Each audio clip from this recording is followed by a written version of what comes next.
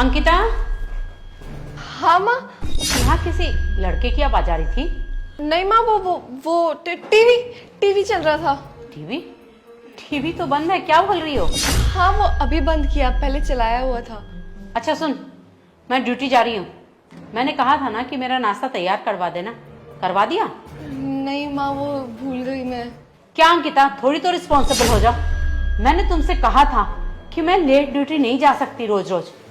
तू लड़की है, कल को शादी होके ससुराल जाएगी तो वहां भी क्या यही बहाने बनाएगी? माँ सीख लूंगी ना मैं। आप जाइए ना, आपको लेट नहीं हो रहा? ठीक है, दरवाजा बंद कर लेना, मैं जा रही हूँ। तेरी माँ परेशान करके रखा। अरे माँ रुको, वो डीसीपी साहब का कॉल आया था। वो कह रहे थे कि वो उसी रास्ते से जाने वाले हैं, तो वो कह रहे थे कि हमारे साथ ही चल लेना। वो रैली है ना, तो रैली में कह रहे थे हमें भी उनके साथ ही जाना है। तो अभी उन्हें आधा घंटा लग जाएगा, तो आधा घंटा रुक के चलते हैं घर पे। अच्छा कोई बात नहीं, क्या कर सकते हैं, बैठते हैं, चाय पी के चलते हैं। अंकिता बेटा, एक कप चाय पिला। जी मम्मा, लाती हूँ।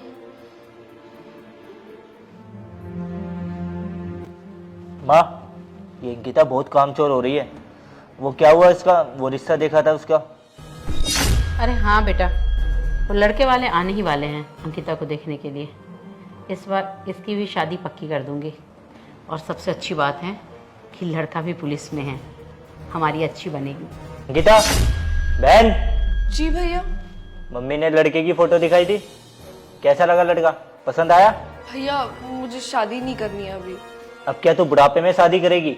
22 साल की तो तू हो गई है, और तुझे पता तो है ना हमारे यहाँ जल्दी शादी हो जाती है लड़की की। भैया अभी मैं बहुत छोटी हूँ शादी के लिए। आप कैसी बातें कर रहे हैं? और आप खुद समझिए ना, मुझसे बड़े तो आप हैं, तो इस हिसाब से तो आपकी शादी पहले होनी चाहिए। माँ आप ही कुछ समझाओ ना। तू माँ क्या क्या बोल रही है? माँ ने क्या बोला? रुक पुनी, मैं बात करती हूँ। अंकिता, तुम्हें शादी क्यों नहीं करनी है बेटा? कोई पसंद आ गया है क्या? वो माँ, देख अंकिता, अगर तुम्हारे दिमाग में ऐसा ऐसा चल भी रहा है ना, तो अपने दिमाग से निकाल के फेंक दे, क्योंकि मैं ऐसा कभी नहीं होने दूंगी। मेरे पसंद से ही तू शादी करेगी, समझ में आया? अगर मुझे थोड़ी सी भी भनक लग गई ना कि तेरा किसी के साथ चक्कर है, तो मैं काट के फेंक दूंगी, समझ में आया? इसलिए ऐसे ख्याल ना अपने दिमाग से निकाल लेना, समझी? अब बता, क्यों नहीं करनी है शादी? नहीं माँ, मैं तो बस वही कह रही थी कि मेरी अभी उम्र छोटी है और मैं इतनी जल्दी शादी नहीं करना चाहती। अभी 2-3 साल रुक जाइए ना। देख अंकिता, अगर ऐसी वैसी कोई बात है तो अभी बता दें। नहीं माँ, ऐसा कुछ नहीं है। अभी तो मेरी पढ़ाई तक पूरी नहीं हुई है, मैं कॉलेज में हूँ अभी। माँ, वो डीसीपी साहब का कॉल आ रहा है। ठीक है, चलते हैं। अगर बाद में कुछ पता चला ना इधर उधर, तो तेरे लिए अच्छा नहीं होगा। देख, शाम में लड़के वाले आ रहे हैं तुझे देखने के लिए। ढंग से रहना, तैयार हो जाना। मैं अभी आई। चले माँ, मैसेज कर दिया। चलो चलो बेटा, लेट हो गए हम लोग।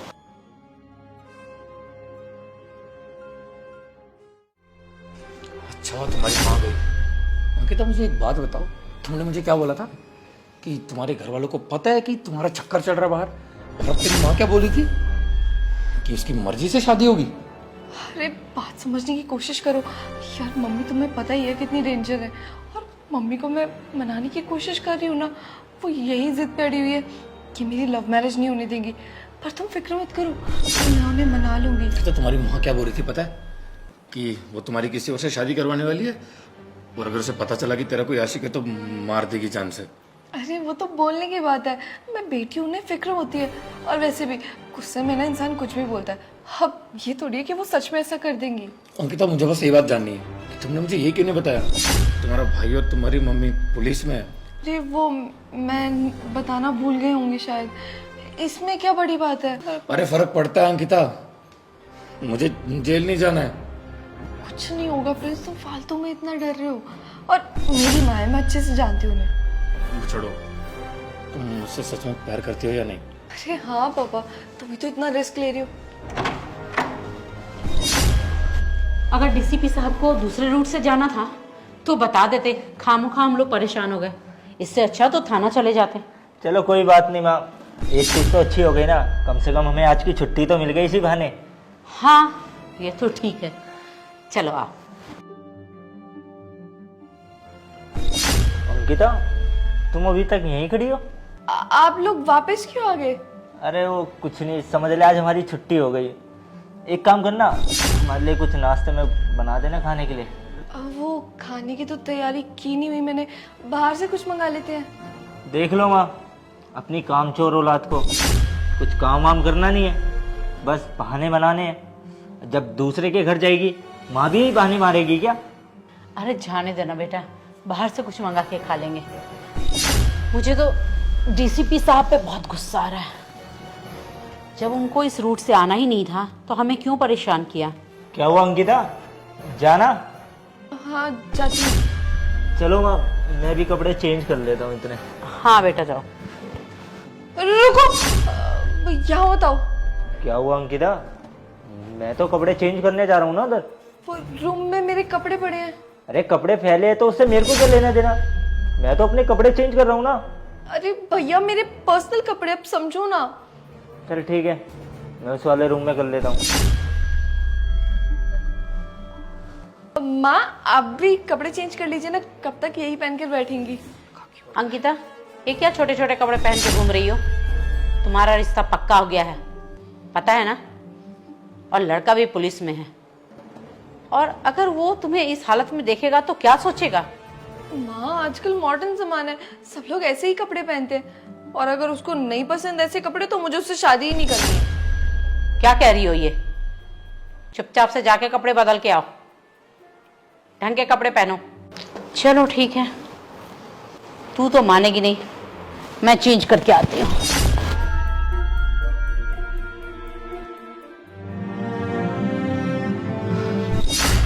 अंकिता क्या चल रहा है सब? देख, मुझे तेरे साथ कोई रिलेशन में नहीं रहना और ना तुझसे कोई शादी करनी है, क्योंकि देख लिया मैंने तो कितना बोल सकते अपने घर वालों के आगे। मेरे सामने तो बड़ा शेर बनती थी कि नहीं मम्मी से बात कर लूंगी, भाई से बात कर लूंगी, और मुझसे इतनी बात छुपाई तूने कि तेरे घर वाले पुलिस वाले। क्या पता तेरे पापा पुलिस में होंगे, वो भी नया सस्पेंस होगा मेरे लिए। चलो अनुज भाई चलते हैं। अरे प्रिंस रुको, पर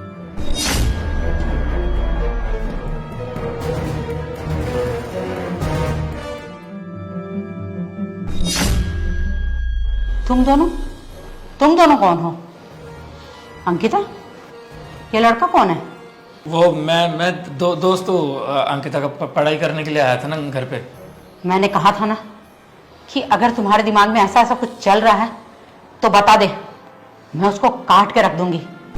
मेरे पीठ पीछे ये सब कर रही हो तुम? माँ देख रहे हो, हम थोड़ी देर बाहर क्या गए, हमारे पीछे से आशिक को बुला लिया। मैं इसीलिए आपसे कह रहा था इसकी है ना कम उम्र में शादी कर दो। अब देख रही हो हाथ से निकलती जा रही है। ये तो अच्छा हुआ कि आज हम लोगों की छुट्टी हो गई और ये पकड़ी गई। अरे आंटी जी, आप गलत समझ रही हो। मैं तो दोस्त हूँ अंकिता बताओ ना कि कॉलेज का दोस्त हूँ तुम्हारा। माँ ये मेरा दोस्त है, वो नोट्स लेने आया था घर पे। चुप कर। तुम जिस उम्र से गुजर रही हो ना, उससे गुजर के हम रिटायर हो चुके हैं, समझ में आ? और ये अपना जवानी ना किसी और को दिखाना, ज्यादा बेवकूफ बनाने की कोशिश मत कर। एक सेकंड, मैंने तेरे को कहीं देखा है। कहाँ देखा है? हाँ याद आया, तू तो बिजनेसमैन का लड़का है ना। मैं बहुत अच्छे से जानता हूँ तेरे पापा को। अभी तेरे पापा को कॉल करता हूँ और उसे बताता हूँ कि उसका लड़का हमारे घर में क्या कर रहा है। जब उसकी बदनामी होगी ना, जब उसे पता चलेगा। आंटी जी देखो, मैं आपकी बेटी से प्यार करता हूँ और शादी करना चाहता हूँ। आप प्लीज पापा को मत बताना अभी ये बात, क्योंकि मुझे घर में मनाने में थोड़ा टाइम लगेगा उनको। अच्छा, तुम मेरी बेटी से प्यार करते हो और तुझे क्या लगा कि मैं मान भी जाऊंगी? और तुझे क्या लगता है कि तेरे जैसे बेरोजगार से अपनी बेटी की शादी करवा दूंगी जो सिर्फ अपने बाप के पैसे पे पलता है? ऐसी बात नहीं आंटी जी, मुझे खुद नहीं पसंद कि कोई मुझे बोले कि बाप बिजनेसमैन है और उसके पैसे पे पल रहा है, इसीलिए मैं खुद का बिजनेस स्टार्ट कर रहा हूँ। और बस अंकिता को तो मैंने सब बता चुका हूँ। थोड़े दिन में मेरा बिजनेस स्टार्ट हो जाएगा और कम से कम महीने का 5-6 लाख रुपए तो मैं कमा ही लूंगा। देखा माँ, मैंने तो आपसे पहले ही बोला था, ये बिजनेसमैन तो मोटी पार्टी है। और देखो हमारे जाल में फंस भी गया। चल मतलब तुझे मैं शुरू से बताता हूँ, अभी 1-2 महीने पहले ही ना मैंने पहले अपने एरिया में छानबीन करी कि हमारे एरिया में सबसे बड़ा बिजनेसमैन कौन है।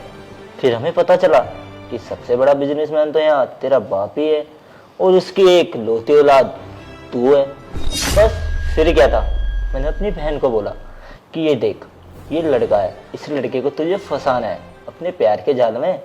और उसने देख तेरे को फंसा भी लिया। अब हमें पता चला कि तेरी शादी भी होने वाली है। अब शादी ऐसे तो टूट नहीं सकती। अब अंकिता के प्यार में तू पड़ भी गया और तेरी शादी भी टूट रही है। बस फिर क्या था, ये सारा प्लान हमने इसीलिए बनाया था ताकि तुझे इसके प्यार में फंसा सके और तू हमारे जाल में फंस जाए। अब तो सोच रहा होगा कि ये सब हमने किया क्यों, इसके पीछे वजह क्या है, हमें चाहिए क्या। चल अब वो भी बता देता हूँ। हमें ज़्यादा कुछ नहीं चाहिए।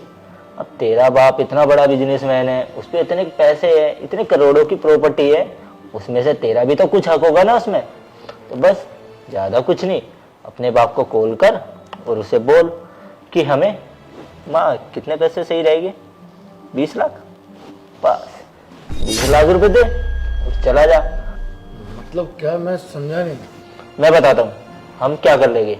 देख, हम तो पुलिस में हैं और लड़की घर में अकेली थी और पीछे से 2 लड़के आते हैं और वो 2 लड़के लड़की के साथ कुछ गलत हरकत करते हैं। और अगर ये सब जाके कोर्ट में लड़की गवाही दे तो तुम तो बहुत लंबे अंदर जाओगे। तेरे बाप की कितनी बदनामी होगी। सोच, अगर तेरे बाप को ये सब पता चलेगा, तेरे बाप ने तो कितने सालों से अपनी इज्जत बना रखी है, अगर उसे इन सब चीज़ों के बारे में पता चलेगा उसकी तो इज्जत एक बारी में गिर जाएगी। अब इज्जत बचाने के लिए कुछ तो लगेगा ना। तो ज़्यादा कुछ तो हम मांग नहीं रहे, 20 लाख रुपए मांग रहे हैं। और वैसे भी तेरे बाप के लिए तो ये बहुत छोटी सी रकम है, फ़ोन करके मंगा ले और चला जाए यहाँ से। अगर तूने फिर भी नहीं दिए पैसे तो लड़की तो है ही, वो जाके कोर्ट में गवाही दे देगी। बाकी तेरी मर्जी है। वैसे तो तू देखने में समझदार लगता है। देखो, मैं इतना पैसा नहीं देने वाला आप लोगों को। आप लोगों ने मुझे झूठ बोलकर फंसाया। तो आंटी जी, आप समझिए ना अपने बेटे को। मैं अपने बेटे को क्या समझाऊं? तू मेरी बेटी से शादी करना चाहता है ना, प्यार करता है ना, तो निकाल 20 लाख रुपए। नहीं तो मैं तुझे ऐसा फंसाऊंगी ना कि तू 7 जन्म तक याद रखेगा।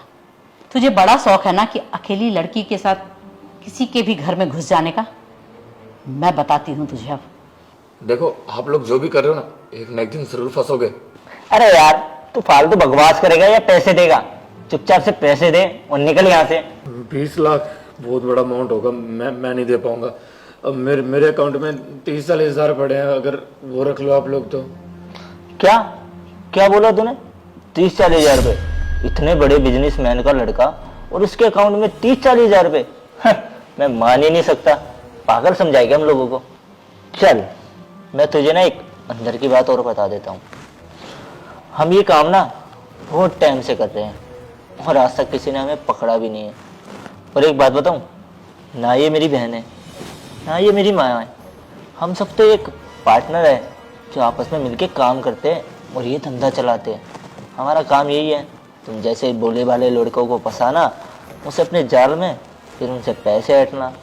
और हाँ, लेकिन एक बात सच है, हम पुलिस वाले असली है। उसका क्या फ़ायदा है ना कि इस पावर का थोड़ा इस्तेमाल हो जाता है। आखिरकार कभी पुलिस वाला बाई चांस कोई पकड़ भी ले तो पावर से हम थोड़ा बहुत पैसा देके आसानी से छूट जाते हैं। बस यही काम है अपना। अब देख, मैंने तेरे को अपनी सारी सच्चाई बता दी है। ना ये मेरी बहन है ना ये मेरी माँ है, हम ये सारा काम मिल बांट के करते हैं। तो अब फटाफट से 20 लाख रुपए दे और चला जाए यहाँ से। और वैसे भी हमारी तेरे से कौन सा कोई दुश्मनी है कि हमें तेरे को यहाँ बिठा के रखना है। और वैसे भी तेरा बाप तो इतना बड़ा बिजनेसमैन है ना, 20 लाख रुपए तो उसके लिए कोई बड़ी रकम नहीं है, छोटी सी रकम है। फोन करेगा तो भी आ जाएगी, तो करना। अच्छा हुआ तुमने अपने मुंह से सारी बात बता दी, वरना मुझे सच्चाई निकलवाने में टाइम लग जाता। मतलब मैं कुछ समझा नहीं। मतलब मैं बताऊं या अंकिता तुम बताओगी? हम दोनों साथ हैं। अरे तंग आ गई थी मैं आप दोनों से। हर थोड़े दिन में कहते थे नया मुर्गा फंसा, नया मुर्गा फंसा। अरे मैं परेशान हो चुकी थी। और तुम्हें पता है प्रिंस, ये लोग ना मुझे गांव से नौकरी कराने के लिए लाए थे। गांव में तो बहुत बोला था इन लोगों ने कि अच्छी नौकरी होगी, इज्जतदार नौकरी होगी, पैसे भी अच्छी कमाओगे, अपना घर चला पाओगे। गांव में जो मेरा परिवार रहता है ना, मुझे उनको पैसे देने थे, क्योंकि गांव में जो मेरा परिवार रहता है ना, मुझे उनके खर्चे उठाने पड़ते हैं, क्योंकि हमको ऐसे बड़े परिवार से तो है नहीं कि पैसे की कमी ना हो। मैं गरीब परिवार की लड़की हूँ और इन्होंने ना उसी चीज का फायदा उठा के मुझसे काम करवाया। यहाँ आकर बोलने लगे कि तुम्हारे पास एक यही चारा है, अगर ये नहीं करोगे तो गांव वापस नहीं जाने देंगे। एक भोली भाली लड़की को फंसाया तुम लोगों ने, बिल्कुल शर्म नहीं आई। उस बेचारी की मजबूरी का फायदा उठाया। और आंटी जी, आप तो एक औरत हो ना, आपने भी इसका दर्द नहीं समझा। चलो सही है, उस दिन बेचारी ने मुझे सब कुछ बता दिया जब तुम लोगों ने इसे मुझे फंसाने के लिए बोला था। मुझे पहले तो बहुत तरस आया कि, पर फिर मैंने सोचा नहीं, तुम लोगों को सजा मिलनी चाहिए। इस वजह से मैंने पूरा प्लान बनाया इसके साथ मिलकर कि इनको कैसे पकड़ा जाए और इनके मुंह से सारी सच्चाई कैसे उगलवाई जाए। क्योंकि तुमने अभी बोला ना कि पुलिस में हो, पावर का इस्तेमाल कर रहे हो, सही है, गलत इस्तेमाल कर रहे हो अपनी वर्दी का। अब तुम्हारी वर्दी भी उतरेगी, तुम्हें सस्पेंड भी किया जाएगा और जेल की सलाखों के पीछे जाओगे, वो भी पता नहीं कितने सालों के लिए। क्योंकि इसने मुझे सारा कच्चा चिट्ठा बता दिया तुम्हारा कि कब से तुम्हें गलत धंधा कर रहे हो। बेटा, तुझे इस घर से बाहर जाने कौन देगा जो तू जाके पुलिस को बताएगा? रहने दो, कोई फायदा नहीं होगा, क्योंकि पुलिस आ रही है। तुम्हें क्या लगा तुम बच जाओगे? बिल्कुल नहीं, क्योंकि तुम्हारी सारी बातें ना पुलिस तक पहुंच गई हैं, क्योंकि यहाँ की लोकेशन में भेज चुका हूं उनको। और अब पुलिस फोर्स आ रही है और तुम्हें लेके जाएगी जेल की सलाखों के पीछे। और हाँ, हमेशा एक बात याद रखना, गलत काम का ना गलत अंजाम होता है। दोस्तों यार, शेयर का बटन वीडियो जल्द से शेयर कर दो और प्यारा सा कमेंट करके बताओ आपको वीडियो कैसी लगी है। और कोई भी दिमाग में आइडिया स्टोरी आ रही होगी तो प्लीज़ कमेंट में जरूर बताना, क्योंकि स्टोरी मैंने आपके कमेंट देख के बनाई है। जो अपने पिछली वीडियो में कमेंट्स किए तो भर भर के कमेंट्स कर दो और हमारे पेज को फॉलो कर दो। फॉलो करे बिना बिल्कुल नहीं जाना। और हाँ यार, आप वीडियो देखते हो लेकिन शेयर नहीं करते हो, प्लीज़ शेयर करो। अब भी क्लिक करो शेयर बटन पर, शेयर कर दो प्लीज़। Love you all.